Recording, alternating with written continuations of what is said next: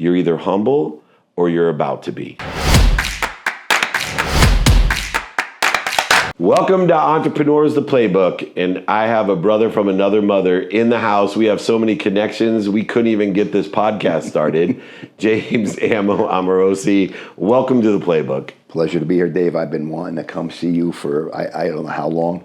You know, I've heard such wonderful things, and it's such a pleasure. And vice versa. And everything happens at the right time for the right reason, which is why I want to start, because we're both old enough now. We paid the dummy tax. So we're working in legacy and very similar spaces, utilizing sports and entertainment, utilizing our passions with the ability to do three things, which you may or may not know. My mission is to teach people how to make a lot of money, help a lot of people, and have a lot of fun. And that was part of the problem of getting started on this podcast. We probably have enough content without the podcast because we sat here for so long talking. When I talk about your legacy fund, is it aligned with making a lot of money, helping a lot of people, and having a lot of fun? 1,000%. You know, when I spoke to Darren about it, I said, Darren, Darren Prince, famous sports agent, Magic Johnson, my Goggins, everybody. Whole faith. My boy, your boy. The legend. He, you know. We just say Darren because we figure everybody knows. Yeah, I do that all the time. People he's really 28 years friends. You know, he's a spiritual brother, one of my best friends, and a phenomenal business partner, and more importantly, a beautiful human being. Yeah. And when I came out of a hedge fund, I had an exit, and I said to him, I want to do something different. I said, I don't want the same old thing. I don't want to just focus on money and every day. How was your the last deal, the last trade? Yeah. I said, I want to do something fun. I said, here is, and he and I have been trying to do something for 28 years, right? Going way back to Livingston, to Hawaii. I said, here is the recipe of what I want for this fund. Go find me the ingredients. And I'll tell you a great story. It was a Sunday. I just got out of the shower. We were talking on the phone, and he goes, Amo, I said, what I wanted was an ex-professional athlete who was still in the game and still relevant in the trenches with the players. He goes, I got it. I'm calling him now. I go, who you calling? He goes, Neek. I go, Neek. I go, as in the Dominique, the human highlight reel? He goes, yeah. I go, F you, you're calling him now. I need 2 weeks to prep for that conversation. Yeah. He goes, Amo, hold on. He called him right there, okay? I mean, I was having a heart attack, and he got him on the phone, and we closed the deal right there with Neek. We talked for about an hour. It was done. And he did the same thing with my other partner, Kevin Harrington, the original OG Shark, right? Oh, he's a good friend of mine as well. No surprise. Of course, right? No surprise. But I said to him, I go, Darren, this is different. We wanna have a serious process of acquiring companies, right? Making investments. We want to have a tremendous impact on the companies that we acquire. They have to have a positive influence and impact on the communities, societies, the world. I said, and third, I want to have a friggin' blast doing it. Because, I said, at this point, I don't have to do anything. I'm doing it for fun. So he put together this list. And, man, let me tell you, we did the philanthropic piece, we were chatting about before we went on air. It is been such a blessing and so much fun. And, like you and I have been doing things for a long time, right? Yeah. Decades. Sometimes it gets old. I tell you, I'm like a kid in a candy store. You feel that. It's like a renewed, vigor to go out and just make things happen. And you mentioned making things happen. One of the things that we've learned, especially in the space of, and the Legacy Fund, of helping individuals who have availability and access to all the help in the world, that somehow, including myself back in 2008, manage to lose everything. Because, and it's not the access to the right individuals, because they're out there. It's one, picking the right individuals, but two, not being apathetic. Because even if you have the right individuals around us, I believe that the simple things to do are simple not to do, And that some of the most disciplined, consistent, persistent individuals that I've worked with, they are not managed and developed correctly for a legacy the way they were managed and developed to perform at the highest level day to day. I know from experience with you and your fund that I see that as the secret ingredient, why Darren is attracted to you for almost 3 decades, why I was begging you to come into my studio, because you understand the management and development of the individuals more than managing the money. You said a mouthful. And again, pearls of wisdom, right? What you just said. How many, I'm a researcher, so I'm an economist by education and an analyst by trade, right? I analyze everything. I'm a math guy. So, Me too, by the way. Are you? More in common. We're going to be here forever. Yeah, this is going to be all right. I analyzed when Dominique came in, I go, Nick, this is really about bringing athletes who reach the highest echelon, who grew up like you and I did. Me and Nick grew up very similar. Right. I grew up in Newark, New Jersey. It's like Brooklyn. And poor. Bergen County. Yeah, no money, right? Yeah, no money. Go to Patterson if you don't know what I'm talking about. Exactly. It's tough neighborhood. It's the hood. And Nick grew up the same way. And I said, Nick, I've researched this. And the math tells me that 90% of professional football players experience economic hardship or go broke within 2 years. This is before the guaranteed money, right? Just recently occurred, which, God, thank God. And then I said, for professional baseball and basketball players, within 4 to 7 years, 75% experience economic hardship. I said, it's really one reason. They're not mentored properly. They haven't changed their mindset, because it's a mindset. They still have the same mindset they did. And we use, the whole thing, the thesis was to get Nick on board was Allen Iverson. Yeah. You know what I mean? And the original AI. He is, man. Let me tell you, I don't know him personally, but I was always a fan. And the beauty of it, I'm still waiting for Darren to tell me who his business manager was, because I want to give the guy a hug and a kiss, even though I don't know. He did the right thing. He deferred $37 million. Right. Now, back then, he made close to $250 million when nobody was. MJ, nobody. Magic, none of them were making that. And he winded up experiencing that economic hardship. Those suits are expensive. Exactly. They don't change the mindset, right? Yeah. So the whole thing was, that's how we kind of, phase 2, the second fork to this, the second prong was, financial literacy and teaching people structure. Wealthy people are wealthy because they do the same thing over and over again, like a martial artist would, like doing a kata or form. You do the same thing until you get it perfect, and then you just rinse and repeat. And a lot of those guys you were talking about, those athletes, celebs, they don't know that. They get thrown into the limelight, and that piece is missed. And that's why the DWFL, Dominique Wilkes, it was born. You know what I mean? So smart. And it's interesting because Tiger Woods comes to mind in one statement that he made to me. I said, I've known Tiger since he was young. That's awesome. He said, before he won his first tournament. Phil Mickelson was also a neighbor of mine when he was 14. I played golf with him. 4 doors down, his sister was my prom date to my high school, where Jeff Fenster and Dan Fleischman went. I love it. Right, same cities. But Tiger Woods, I said, man, what makes you so amazing that people don't see is your skills and your knowledge of golf are your basement. And your basement, like LeBron James, is higher than my delta will ever take me in those sports. I said, but the difference that you, LeBron, and others have, and Neek as well, I call him Dom, but is that you guys don't practice till you get it perfect. You practice until you don't get it wrong. Pearl of wisdom. And that is different. And I see this mindset, a paradigm shift, that a lot of these guys are used to practicing till they get the shot right, instead of practicing until they don't get it wrong. And when you're not shooting anymore, And what I see you do for so many great athletes, entertainers, and just high net wealth individuals, because it's still applicable, because that's all. I was a below average college football player, so you wouldn't even call me an athlete. And if I brought it up in front of some of my Hall of Famers, they look over like, shut up, Dave, don't talk football, but talk business to us.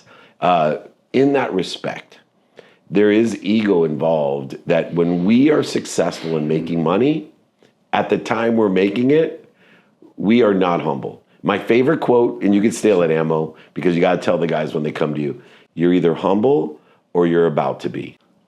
Amen, brother. And he will take care of it. He will humble the best of us, right? Always. You know, it's interesting you say that, because I remember when I came from no money. So when I came back from Japan, after I fought professionally, I didn't have that down phase that they have where that no more dopamine rush. I went right into trading, which is fighting without fighting, right? It's fighting without hitting somebody. So I always had that high. But I can tell you, I remember when I started making some money, I never had it. I started making money. Boy, did it go to my head. Mm-hmm. I thought I was their shit. Like, I'm like, you know what? I'm the king. I got this car. I got this place. I had a place here. I had a place in the city. I had a Jersey. I had everywhere, right? I can go out to eat. I can stay in a hotel room. That was the level of money. I was like, holy shit. Yeah. I never have to work again. You're like a kid at a candy store, right? You never had these things. Now you want them, right? But I remember getting humbled, you know, in trading, where I've lost everything in my younger days. Like I was like riding high, and I just got humbled, and I sat back and I went, you know what? You forgot every principle you were taught in martial arts.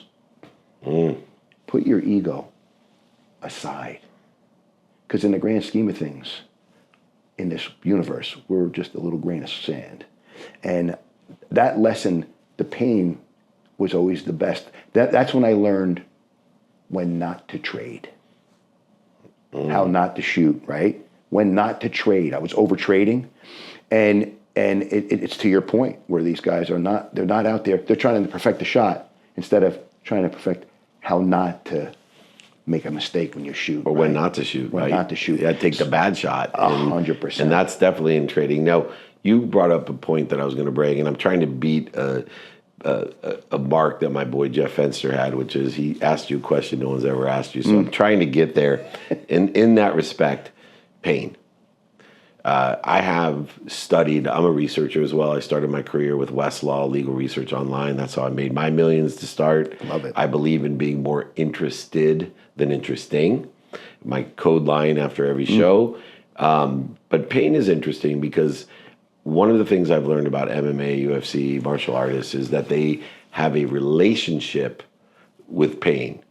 And so I would love to get some insight, not just on pain and how you perceive pain in life, but something different, struggle. A lot of people don't realize that everyone has to have a relationship with pain, but a lot of people don't go a step farther and create a relationship with the reaction to pain, which is promotion, perfection, love, and perfection for me, not struggle or punishment. How do you have a relationship, number one, with pain, but more importantly, with struggle? Again, a first, baby. You got it. No one's ever asked me that. And I love those Take that, Finster. Okay. Yeah, that's right. I think your mentor might have upped you on that one. That's a phenomenal question. It's something that it's interesting to be asked that question because I've had many, many intimate conversations with myself about pain and struggle, right? And it's almost something that you don't talk about. It's almost like taboo, or it's somewhat embarrassing. For me, it was as a young man. You know, when I trained in a style called Kyokushinkai, full contact, bare knuckle fighting, brutal. Yeah, you couldn't punch in the face, but you kicked to the head. It was crazy, but the training was so extreme. When I say extreme, it was worse than military. Like it was like I knew I was above like a Dave Marine. Goggins. No disrespect to like Marines. David Goggins. Yeah, did. like that level. Yeah. That's what we did, right? Yeah. Crazy stuff. I mean, I don't even want to tell the audience what I did to myself to condition myself. But I realized that I would train, I would get so fatigued, so tired, and I would fight through it. And at one point when I became mature enough to realize this, that I had this relationship with pain. And I realized that I couldn't fight it. I had to embrace it rather than oppose it, that pain and that struggle. And for me, what that has morphed into is when I struggle with something and I find relationships, can be a struggle at times, right? Marriages, and, your partner. I love that people always use that one when you talk about pain and struggle. I've been married 27 years of my dream girl. And I'm like, what do people do with a shitty wife? Because, it's like kids. I'm like, what do people do with bad kids? Because my wife and kids are phenomenal, but I struggle. Struggle, right? Nonetheless, that's a blessing, by the way, to have it, because I've been there in a prior marriage and life. But the struggles, what I do, I try to think about, if it's an opposing position with a person, something that Darren said the other day when we were having one of these podcasts or so, he said, come from a position of understanding rather than being understood. Right. And, it's so good. To your point what you said earlier. That's how I got along with my dad. I stopped trying to, Me too. change him. Same thing. Right. I just wanted to understand him. Yeah. And when you come to when you try being understood, you're trying to change somebody. And that, I learned, was the curse. The empathy that lies within me trying to change people, I realized I have to change. It's not them. So that struggle, smart. Oftentimes I'll sit back and say, what am I really trying to achieve here? And it could be a struggle with myself, right? When I was rolling out of the hedge funds, I was struggling what to do next. How am I going to reinvent myself? I don't want to do the same thing again. And I said, you know what? What is your objective? You're struggling with these certain things, and I think when you get to a certain point financially, money's irrelevant. Absolutely. It's an energy. It almost becomes, and it could be an energy suck too, right? Always. As you know. And I said, I want to do something that it's not focused. It's focused on money, but that's not the objective. It's not the only objective. And I feel like, rolling with accepting the moment, accepting the struggle, focusing on what my objective is, and am I really creating this problem for myself that doesn't exist? Because oftentimes we do that. So smart. There's a lot of nuggets there. To finish up, talking about energy, I study the Tao, the Tao Te Ching. Yeah. Obviously, most martial art experts like yourself have at least familiarity with the 81 verses of the Tao and the way and lighting the way. 1,000%. It's interesting how many people that are athletes and even celebrities and entertainers, in their practice of their profession, they utilize the Tao in order to be successful. I love that. But where I see your fund, the Legacy Fund, is that you not only are able and capable of understanding celebrities, athletes, entertainers, billionaires, millionaires, and entrepreneurs in the physicality of the Tao, but you've transcended from your martial arts experience and expertise it into the life, the lifestyle, and the passion in a reconciliation with the Tao, it seems like, as a framework of understanding where energy flows, so it goes, that you stay low and allow everything to flow to you.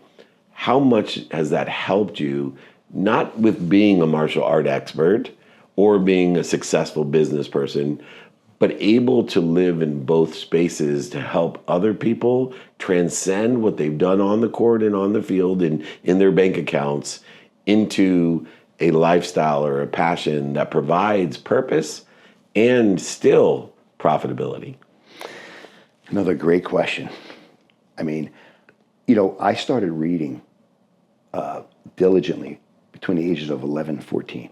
I have 1,500 martial arts books in my library. Just I didn't even know there was that many. There is. I got them. Pre-social. Everybody can write a book now. Yeah, right? But crazy. You're 11. I was so intrigued by that. Like, I have a book called The Sound of One Hand. Ooh. I got to send you a copy. Yeah, I want a copy. That is like just think of that, the title, The Sound of One Hand. I would read all these things, and I was so fascinated as a kid. I read all the great religions. I wanted to know why we were here, Yeah. like you. So we definitely brother from another mother. And, for me, all that knowledge I gained that I was seeking as a young man to try to understand all these things, as you get older, a decade goes by, every decade, you realize the things that you've learned in the past, especially the expression, the older I get, the smarter my parents become. You talk to my kids? I will. Wait, as long as you talk to mine. I will. Let me give you the nugget of being a parent real quick. I'm not going to lose your train of That's thought. all right. Am I ready? Please. 3 stages of being a parent: idolization, demonization, and humanization. Isn't that amazing? I'm getting to humanization. I love that. That is awesome. I have, my son is 18, and that's a whole nother conversation for another day. It's tough. And then I have with Erica, the one I'm with now, her 3 children who are like my children. And, I could see it, especially being able to look from a little bit from the lens of an outsider looking in. Yeah. And that is, those nuggets that you just dropped are so powerful. Because nobody gives you a playbook on how to be a parent. No, you got to go out there. You don't even need a license. They should give you one. We should go to school for that. You need one to fish, but not to have a kid. You think about Welcome it, right? to America. Welcome to America. But amen to what you said. I mean, that alone is worth $1 million. That advice, the phases you just said, because it's so true, right? Yeah. Humanization. I had a very contentious relationship with my father. Me too. Growing up. Me too. Here we go. Never good enough. Right. I never said I love you, I'm proud of you, or I have your back. That's funny. And I say it every day to my kids. That to me, I have papers from when I was a kid. I used to write letters to my father. I love you, because I knew he couldn't say it. I knew he loved me. Yeah, I knew he would die for me too. But hearing words is so powerful, and it bothered me. I struggled with that. And I still do. Like, my mother is 89, God bless her, right? She still has a hard time saying I love you. Oh. I'm like, Ma, you're from the greatest generation ever. The Depression era. You've gone through wars, Holocaust, I mean, everything, Holocaust. Depression. Yeah, depressions, and saying I love you. So when I had my son, I used him as a vehicle to start saying I love you. Tell Nanny you love her. Yeah. I love you, Nan. I would say that. But it's a powerful thing what you said about that. So I'll circle back to the question. To the big close, yeah. To the question. The Tao. The Tao, which I love. I love that spirituality that you have. To flow in life, to me, I just had a conversation with someone earlier today about, how I try to, I'm an artist. I'm not a finance guy. I'm a human being, but I'm an artist. And life is my canvas, right? And I try to live my lifestyle according to my 2 P's. You live by your principles, you're guided by your principles, and you're driven by your purpose, right? And my principles are sound. They're sound in tradition, modern things, family, friends, ethics, etiquette. Health is primary, the first. Yeah. Health is first. Yeah. Without health is wealth, right? Without health, we have nothing. And to find a flow, like coming here today and meeting you I met you prior, but for the second time, but having such a flow, like meeting you, feeling so at home, like you're a brother, to me, those are the moments that are meaningful. So you meet an athlete, right, who I can relate to. I can relate to athletes, what they go through. And you start to edify what they've done, but you modify their behavior by not forcing it upon them, but guiding them by the way you live and the way you speak. So many people don't know about guys like, not guys like you, because you're the king. Seriously, I mean, you know everybody, but people who know you or get to know you don't realize all the things that you know, the wisdom. And you start sharing that with somebody, you change them. And more so than stardom and fame. For sure. Right? And when you can teach someone who reaches that level of success, that echelon, like a professional athlete who's a baller, and you can talk to them like a human being and remind them that they're a human being and they be humble, I feel like the Tao is working through you. You're a vehicle that is being used by the universe to humble people, to make them remember where they came from, and to teach them that you want to build your foundation on, granite, not sand. And I try to teach these guys that, all the time you put into your game, that energy you put in, that effort, the time, you have to do the same thing with your finances, with your marriage, with your children. You don't want to be great at one thing. You don't want to be this baller who just everybody. Harmony. Harmony is being a great. For me, I had some great mentors as parents, and I said when my first kid was born, I am going to be the best father ever.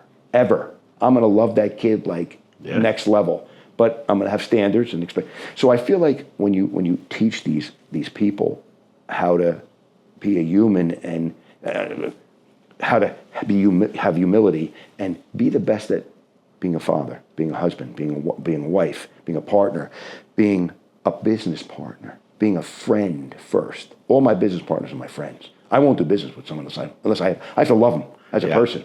It mitigates so much risk. Of course. So I feel like when you become in harmony and balanced, the yin and the yang, and you start flowing, and people feel your energy, you start vibrating at a higher frequency, and you will take your game, meaning your life, professionally, mentally, spiritually, physically, monetarily, to a whole nother level, and be at peace and be happy, and not in pursuit of money, in pursuit of perfection of life, and you're again being guided by your principles and being propelled by your purpose. I love your purpose, by the way.